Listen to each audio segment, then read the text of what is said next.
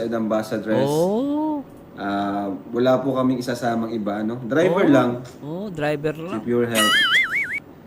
Kaya yun po kasi yung request talaga ni Sir Jun, ni Tito Jun na exclusive lang kasi private po ito eh. Oh. Private po itong ano na to, itong lakad namin. Hindi siya pwedeng kasi alam niyo po yung manufacturer syempre hindi siya pwedeng basta-basta makita, di ba?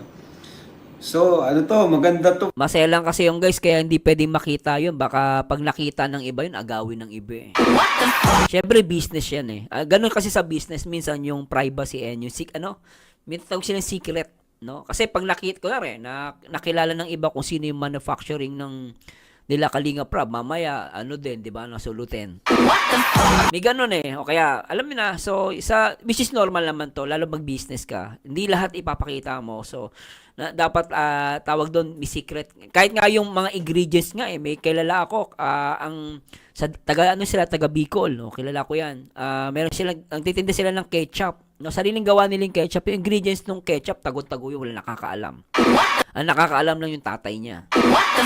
So, ganun katindi. Kaya even yung mga manufacturing, kasi gumagawa sila ng ano, 'di ba, mga alahas. So, hindi talaga nila dapat ipaalam yung kung sino. At delikado. At ganito kasi sa business ano. Pero anyway, tuloy natin 'to, guys. At maliwanag exclusive lang to sa tatlong love team, no? Lupit First time ata to, yung Big 3 Love Team guys, makakasama natin sa travel. No? So, yan. Nag-live din ako kasi sa ngayon naghahanap kami ng matutuluyan.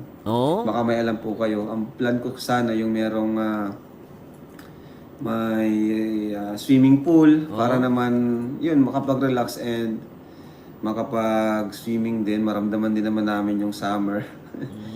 Kaya yun, kung meron po kayong alam and kung may gustong mag-ano sa amin, accommodate, why not, di ba? Pero yan po, Big 3 Love Team po ang kasama dyan. Sila po ang main ambassadors natin. Kasi yun po yung napag-usapan.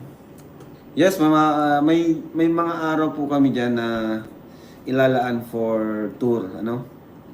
So, punta kami doon sa BGC or kung saan man dyan.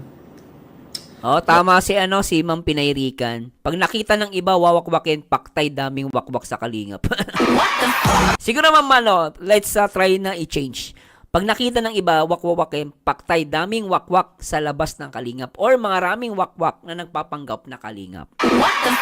Kasi yung solid kalingap naman po, ang totoong solid kalingap di naman nagwawakwak yan. Ang pwede magwakwak yung mga nagpapanggap.